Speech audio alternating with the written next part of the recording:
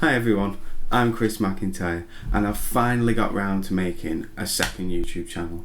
My first YouTube channel is all about music because I'm currently doing a music degree, so it kind of, I play drums, I do drum covers and stuff like that, but I really wanted a different YouTube channel to do other stuff that I enjoy, like playing games and all that kind of stuff. So today I thought I'd do this little intro video and start playing my favourite game, which is Kerbal Space Program. I've played this game for years, ever since it was in early alpha, like 3 years ago or something ridiculous like that. So I thought I'd just do a little tutorial just showing you how to, because I prefer building planes to rockets because I'm much more interested in aeroplanes.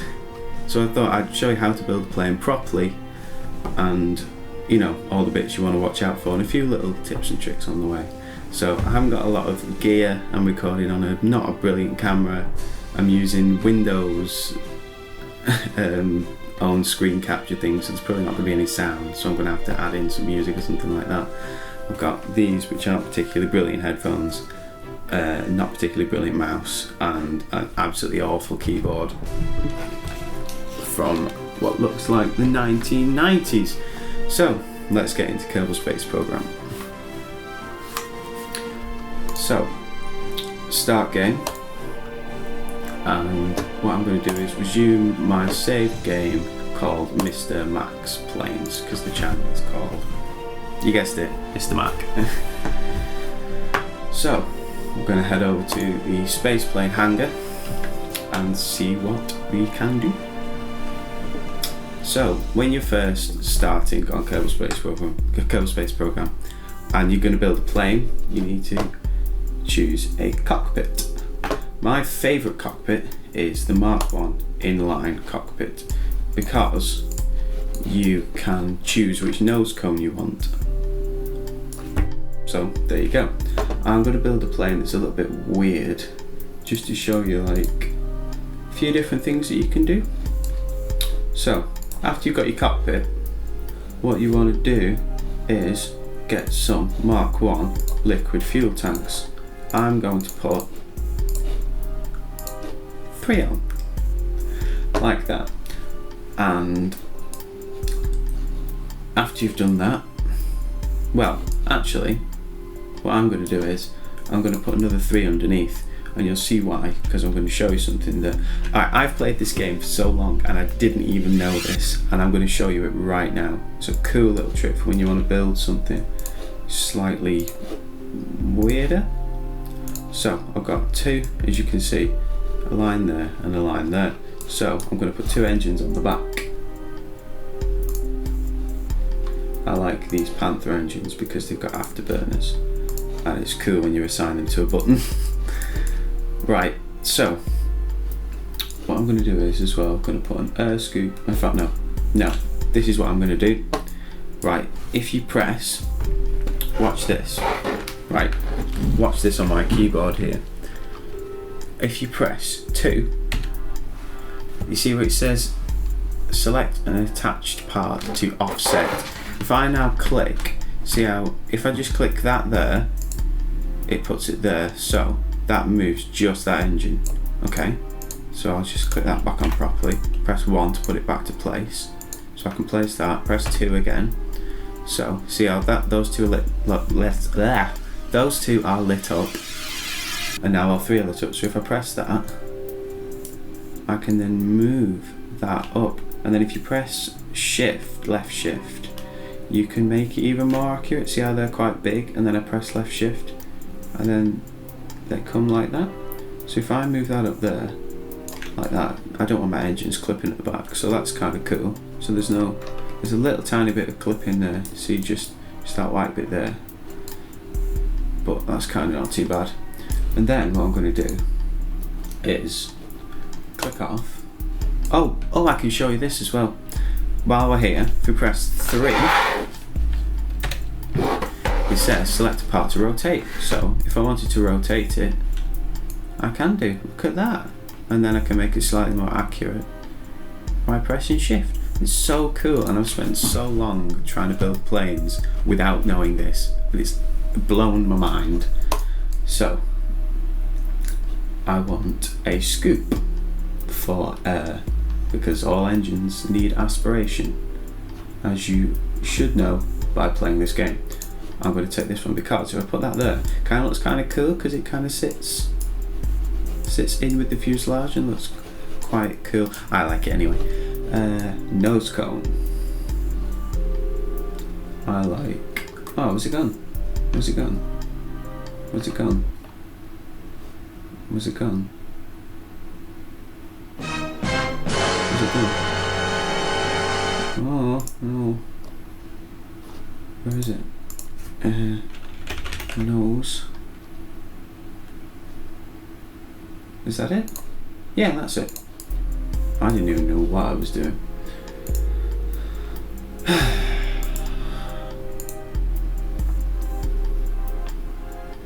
Then I'm going to put, no, not that, this on the front. So you can see it kind of looks a little bit like a plane now. Kind of good. So what we're going to do next is, you see these buttons down here, this aerodynamic overlay, center of thrust overlay, and center of mass overlay. We want to turn all those on so we can kind of see which way our plane's going to move and how things are, and you can, it makes it so you can set the plane up for how you want it to fly. So what do we need next? We've got engines, we've got a fuselage, and we've got a place for the man to sit. We've got aspiration for the engines. We need, can you guess? Wings. Yes, the most important part of the plane, the wings. Now, I'm hoping this is gonna kind of be kind of like a sort of 70s, 80s inspired plane, like jet fighter kind of thing. I'm hoping. So I'm going to use this kind of wing and angle those up. If I don't press left shift and I press Q and E, they turn by 90 degrees, right? But if I press shift, they then move by 5 degrees. So I can place them exactly where I want them, which is cool. So I want those about there. You see how the centre of lift is just behind the centre of mass. You want it level and slightly behind, or maybe slightly up. That's where I found it flies best at. So from there you want to put some so on these wings here we're going to have the ailerons, and ailerons control roll. So you have two types, but you can have three. You can have ailerons and elevators. Ailerons control roll and elevators control pitch. Or you can have what's called elevons, which control roll and pitch. So like new 5th generation and 4.5 generation fighters, such as the Eurofighter Typhoon and stuff like that, they have what's called elevons. So they can kind of control lots of different things with the same control surface, but we're not going to do that because this is 1970s inspired. So we're going to have ailerons on there, and we need some elevators on the back. You can have elevators on the front like the Eurofighter, but yeah, not for me. For that we're going to use standard canard. No, we're not. We're going to use, I like using the tail fin, it's slightly bigger. Where is it? Where is it? Where is it? Where is it? Oh, I can't find it. There's the standard canard. Where's the... Ah, it's there. I don't know what's happening to me today.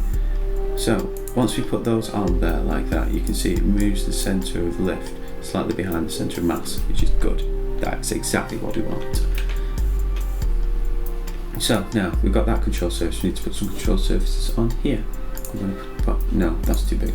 That's stupid. This, yeah. And now you want to take, see down here, if I press C, toggle snap. We don't want snap on, because if I do toggle snap, it goes and goes all weird because I've moved stuff. so you want to try and get those accurately as possible. So in the centre of the wing, that's pretty damn accurate. I'm quite pleased with that actually. Right, so now we've got roll, we've got pitch, and we need yaw. So we need to put a tail fin in. So for that we're going to use this tail fin. Again, we only want one, so we press X to take it back to 1. See down here, I press cycle symmetry count, and we want to put toggle C, toggle snap, back on. So our thrust is on the same line as where the plane is going to be going. Our centre of mass is perfectly parallel and perpendicular to the plane, and our centre of thrust is perfect. So hopefully this plane should fly. All we need now is landing gear. We put small landing gear on the front here, just in front of. Oh no, that's too small. Oops. This is going really smoothly. If this flies properly now, this will be the best plane I've ever built. Oh, landing gear. A tip with landing gear. If you put your landing gear too far to the back of the plane, as it's taking off, wants to tilt like that. You see? But if your landing gear is too far back, it's going to pivot around the centre of mass and the centre of lift. So around there is where the plane pivots as it takes off, like that. But if you put your landing gear, say here, it's not going to be able to pivot. It's just going to be pushing it into the floor, and that's why. If you play Kerbal Space Program, you'll know sometimes when you build a plane, you have to go to the end of the runway like that, all the way down, and then the runway dips off, and then you can pull up because the plane can then pivot. So, keeping that in mind, you want to have your which landing gear shall I have first? This one. You want to put the pivot just behind. That's a bit too small, that landing gear. Yeah, that's too small. I need adjustable landing gear. If anybody can show me an adjustable landing gear mod, I'll be very pleased. I can't find a good one. Is that too big? Yeah, that landing gear is too big. I'm gonna have to use the smaller one and just hope that my bum doesn't hit the floor. Yeah, so if that was, see, this is, tell you what I'm going to do actually, I'm going to move this bottom bit up slightly. So press 2, press shift, and then I can move that up. See, my engines are going to clip a little bit, but it means that I've got slightly more room to take off. In fact, I'm going to move it up a little bit more. I know it's going to look a bit crap with the engines clipping, but sorry guys, there's nothing I can do about it. Right, so centre of lift, slightly behind centre of mass, but pretty much on the same line. We've got elevators, we've got ailerons, and we've got tail fin. We've got nice engines. So now that we've built the plane, we want to set up our action groups. We're not going to need that many action groups because it's only got 2 engines. So you want to go to custom 1, which is key 1 on the keyboard. You want to click those, they go blue. Switch mode, and you click the other one and switch mode. So when I press 1, they're going to switch modes from not afterburner to afterburner or reheats, whichever one you call them, whichever one you want to call them. I can't talk today. I'm going to have to do some editing.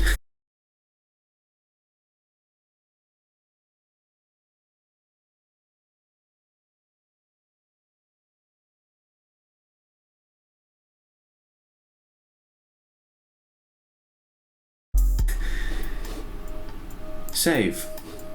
No, what do I want to call it? I'm going to call it Mr. Mac, on a capital 1. Now hopefully this is going to fly, and if it doesn't, I'm going to look like a bit of an idiot, considering I've played this game for absolutely years. So what you want to do is press T to toggle SAS, because I always like flying with SAS on, and you want to press space, then press Z to put the throttle to full, and press 1 afterburners. Here we go, boys. So the plane's flying pretty straight. and we can just pull back a little tiny bit, and hopefully without hitting the engine. Yeah, oh, that's gone so well. It's so good. Roll rate is acceptable.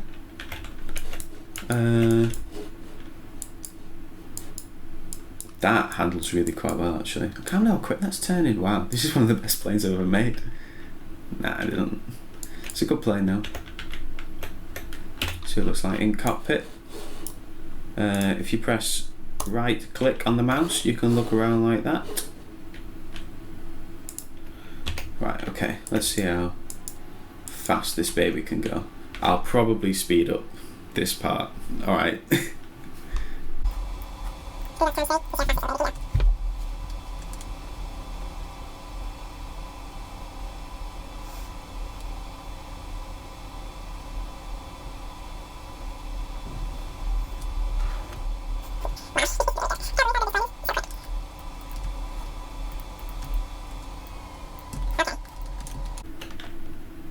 So we saw it reached about 800 and something miles an hour, well, meters per second, which is really quite fast actually.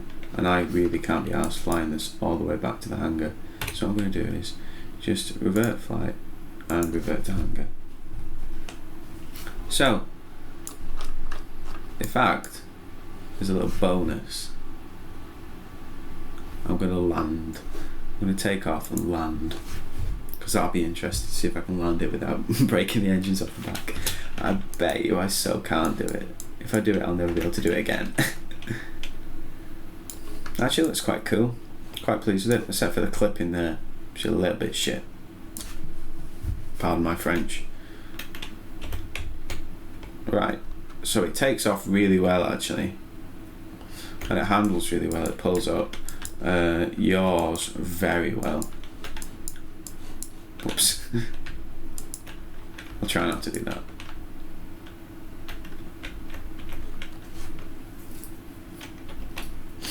What we can do as well, if we wanted to make it proper, is we can, if you right click on a control surface, you can tell it what you want it to control. So let me just slow down so I'm not going too far away. So I want these control surfaces on the back to just do pitch, to just do pitch, because then it's like a proper elevator.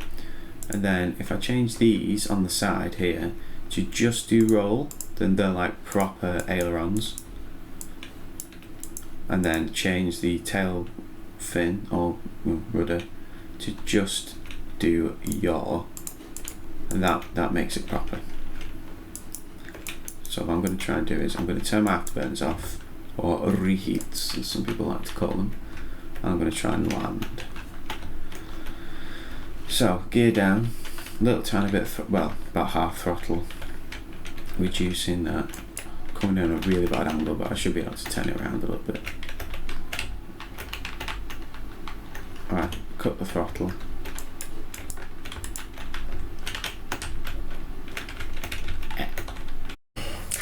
Hi guys, so basically my camera died because I didn't know that once a video gets to 3.69 gigabytes, my camera stops, which is a little bit annoying. And because I was recording in 2K instead of 1080, yeah, it got to that number quite quickly. So I'm sorry about that, but I hope you enjoyed the video. As you can see, I didn't manage to land the plane properly, and it's just as well because my reaction was very nice. I was a little bit annoyed, but never mind. Yeah, hope you enjoyed the video, and I hope you learned something. And if there's anything you want me to do /play/ I don't know, just literally anything. In fact, if any can give me any advice for a new gaming YouTuber starting out, then feel free to like, subscribe, leave a comment, whatever you want. Yeah, I'm very happy that you've watched the video. If you've made it this far, then thank you very much. I know it's been a pretty long video, but Kerbal Sprays program does take a long time to get right. So there you go. Thanks for watching. I've been Mr. Mac. You've been brilliant. Ciao.